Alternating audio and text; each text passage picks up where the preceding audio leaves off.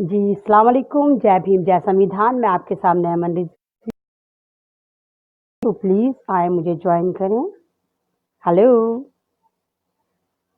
Hello अगर कोई है तो प्लीज़ आएँ, मैं अमन रिज़वी आज आपके सामने फिर एक बार लगातार बार-बार आपके सामने फ़ेसबुक पे आती हूँ, चाहे आप मुझे सुनें या ना सुनें, मैं फिर भी आती हूँ। आप मुझे शेयर करें या ना करें, मैं फिर भी आती हूँ। आप मुझे रिस्पॉन्ड करें ना करें, मैं फिर भी आती हूँ क्योंकि मुझे तो फैक्ट बताने हैं, मुझे तो बातें करनी हैं, मुझे तो खपत है, मुझे तो एक जुनून है कि मैं कुछ करूँ, मैं हर जुल्म के ख़िलाफ़ बोलूँ।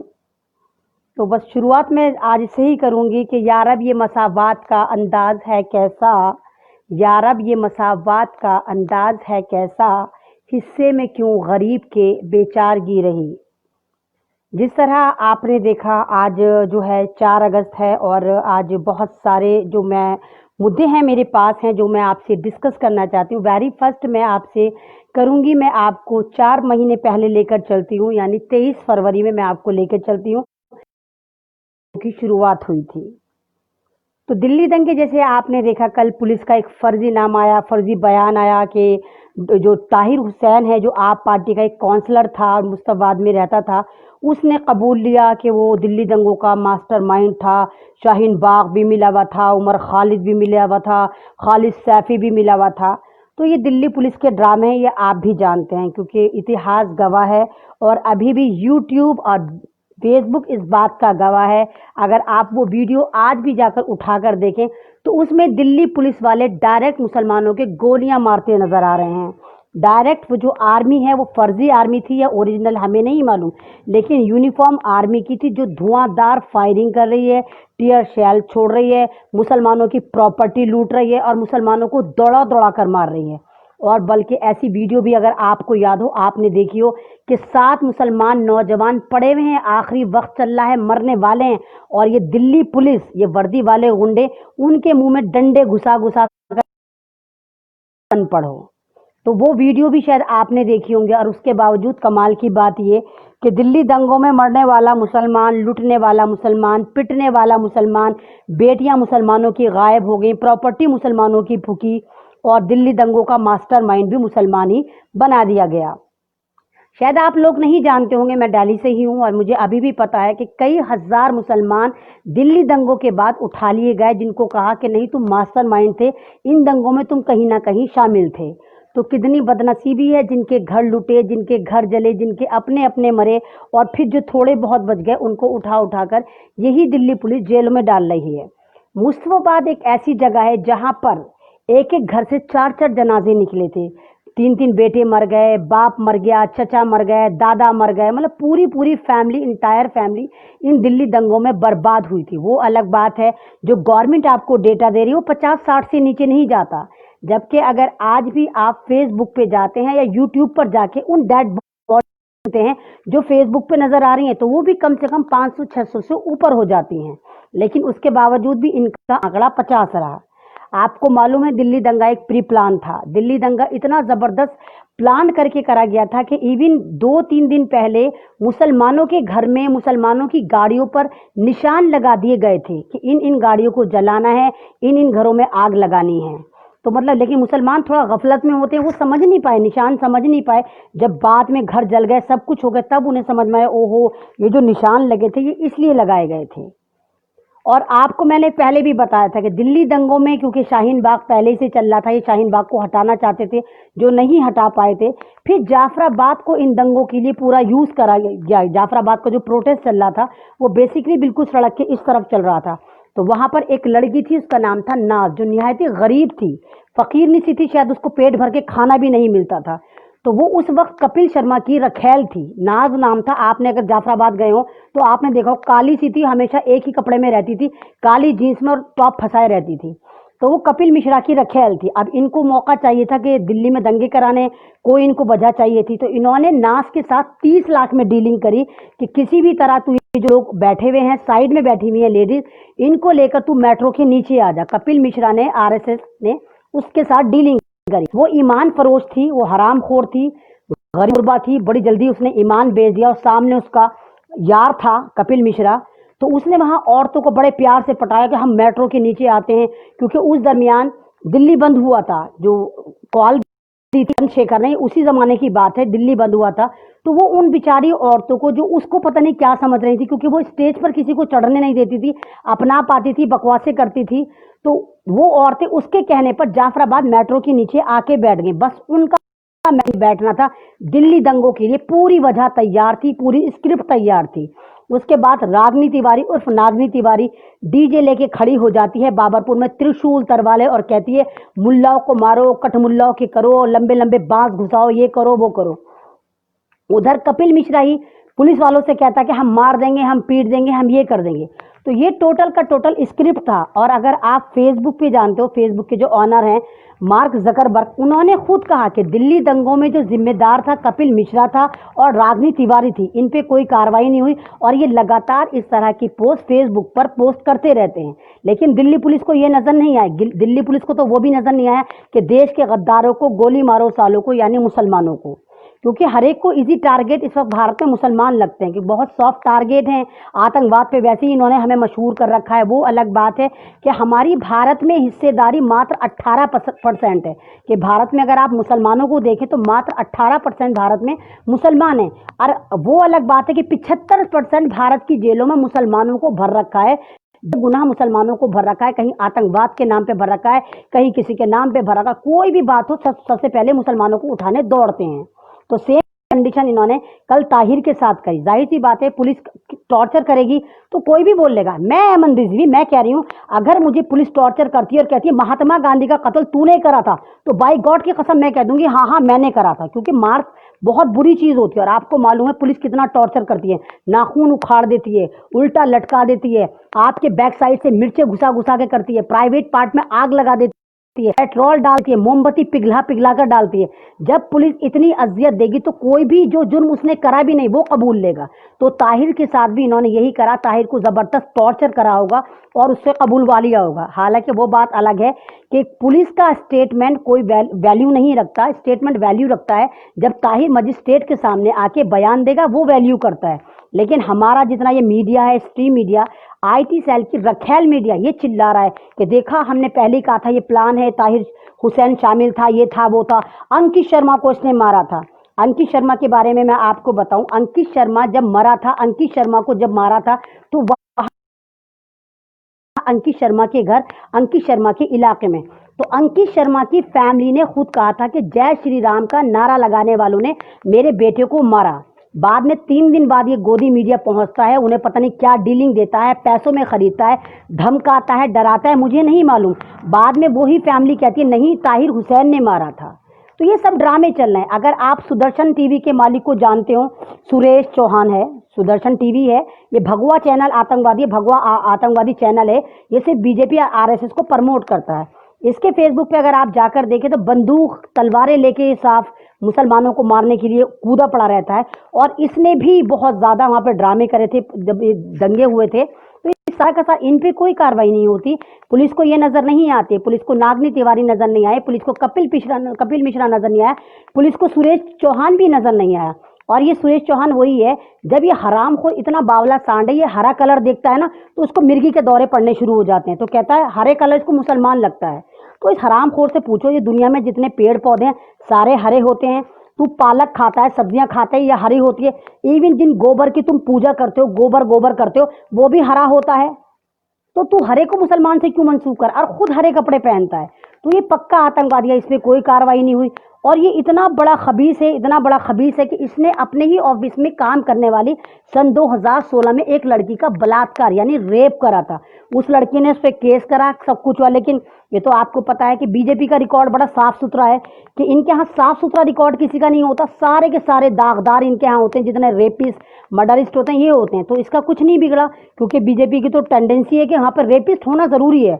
बीजेपी में अगर आपको मेंबर बनना है तो आपको रेपिस्ट होना बहुत ज़रूरी है। तो इस पर कोई कार्रवाई नहीं हुई।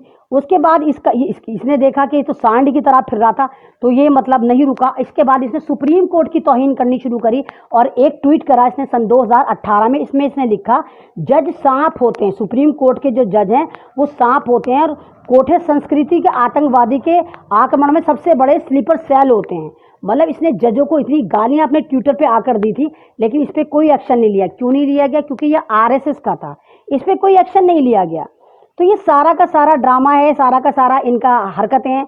अब हम उनकी तरफ आ जाते हैं। सुब्रमण्यम स्वामी, आप जानते होंगे, बड़ा दावा करता है सुब्रमण्यम स्वामी, बीजेपी का बहुत बड़ा नेता है, कि उससे बड़ा हिंदुत्व कोई नहीं है, उससे बड़ा हिंदू नेता कोई नहीं है। अपने आप को पता नहीं क्या समझता है कि हिंदुओं का सबसे बड़ा सपोर्टर अपने आप को मानता है।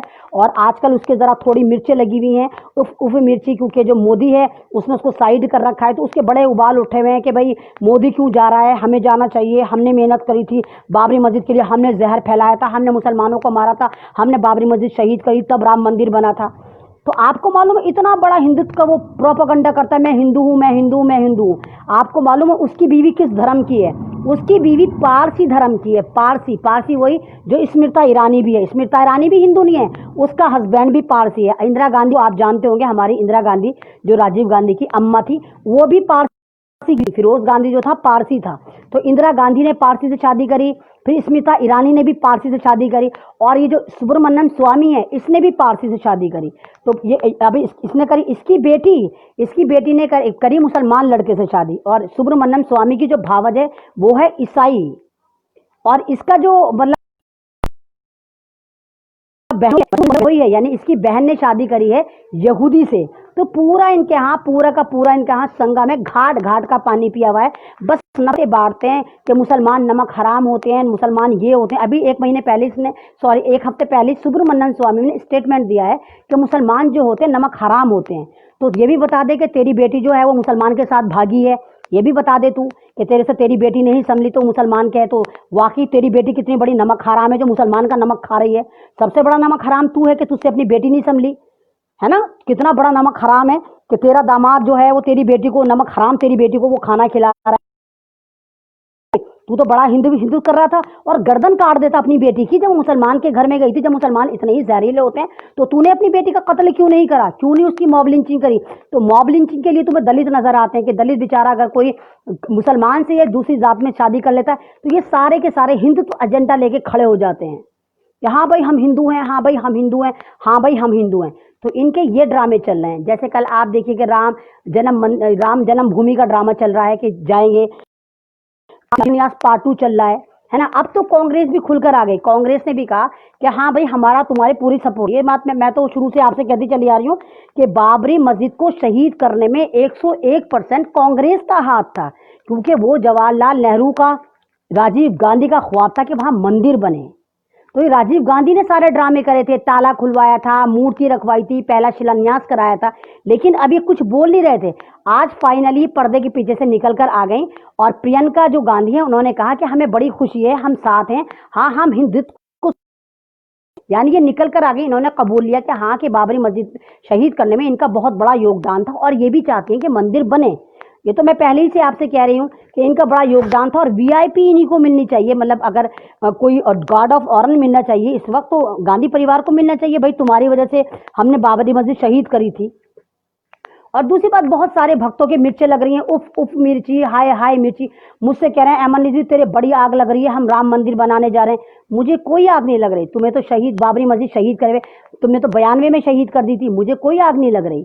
मुझे आग क्यों लगेगी? वो तुमने आस्था का तुमने ड्रामा करके अदालत से उल्टा सीधा इंसाफ ले लिया। मैं क्या करूंगी? हमारी औकात ही क्या है भारत में मुसलमानों की?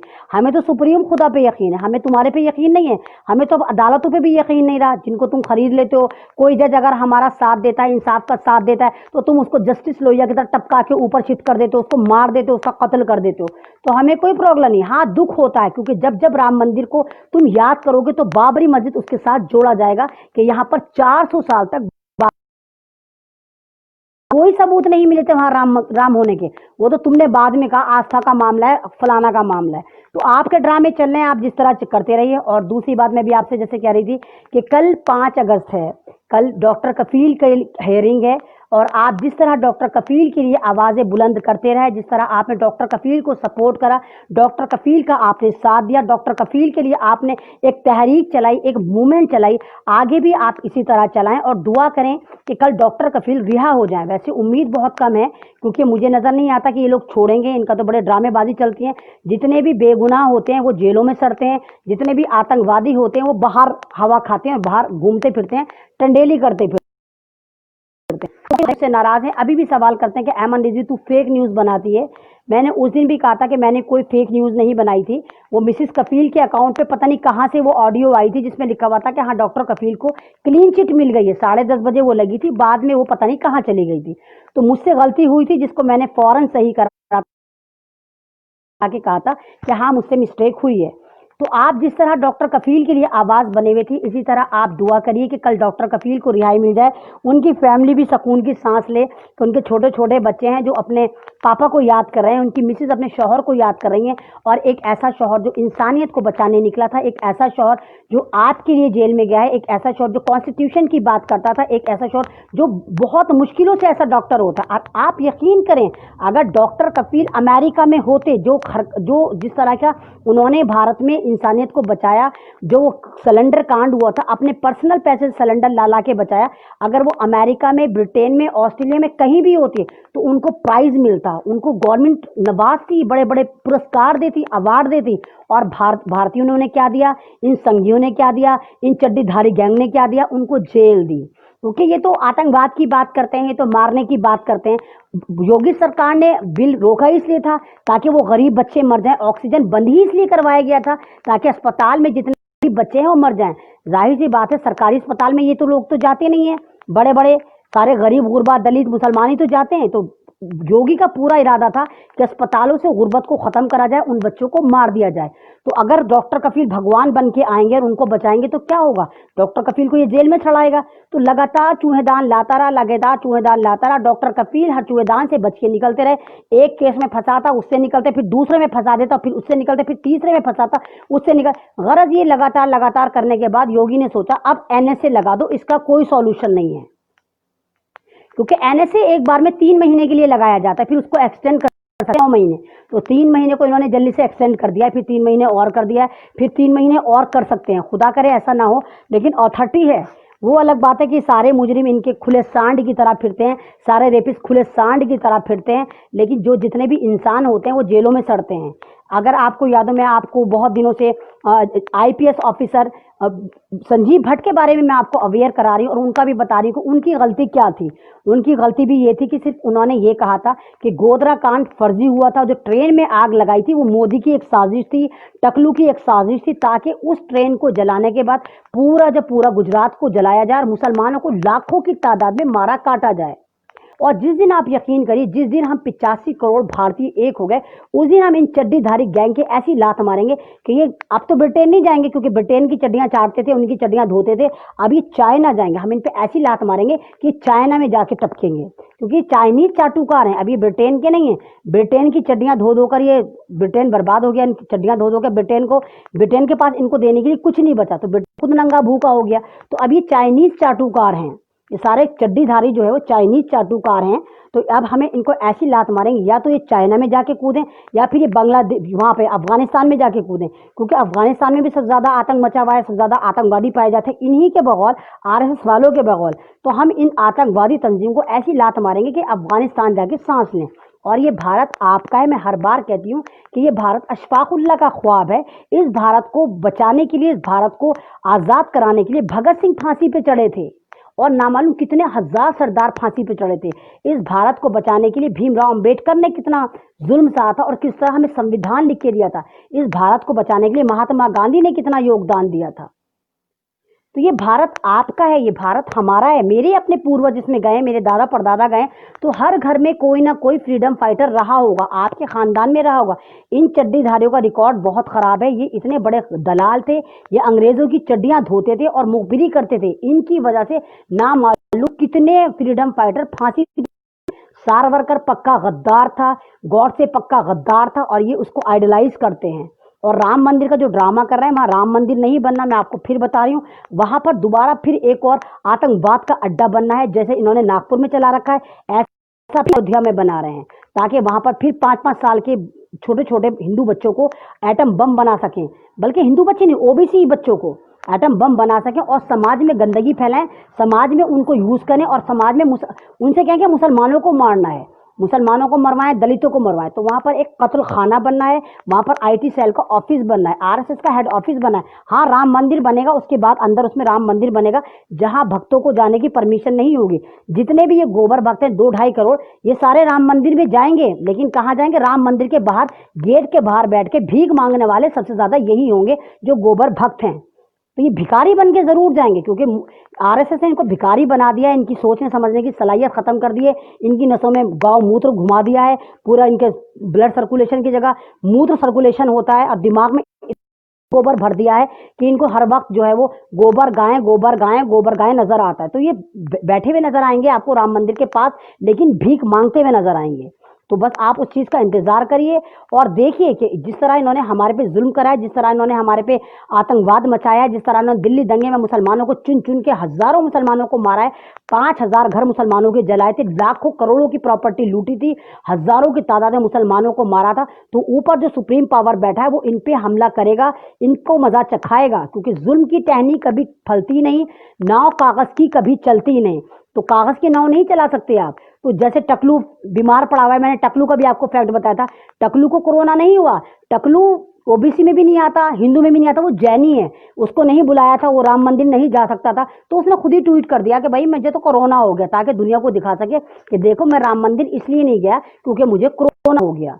ये सारी एक चालाकी जिसको आपको समझना होगा, आपको सोचना होगा और आपको यूनाइटेड होना पड़ेगा। आप ये मत सोचो अगर हम बोलेंगे तो पुलिस हमें पकड़ के ले हमें कैद कर देगा, अगर हम बोलेंगे तो ये हो जाएगा वो हो जाएगा।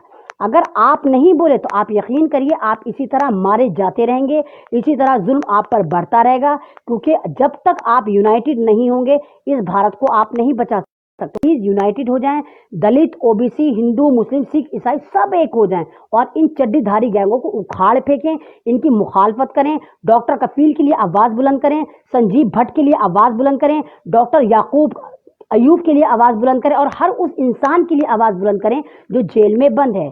शुक्रिया, अल्लाह हाफिज। मेरी वीडियो अच्छी लगती है तो प्लीज इसको शेयर करें, सब्सक्राइब करें और मेरा फेसबुक पेज एमन रिजवी को प्लीज फॉलो करें और लाइक करें। अल्लाह हाफिज।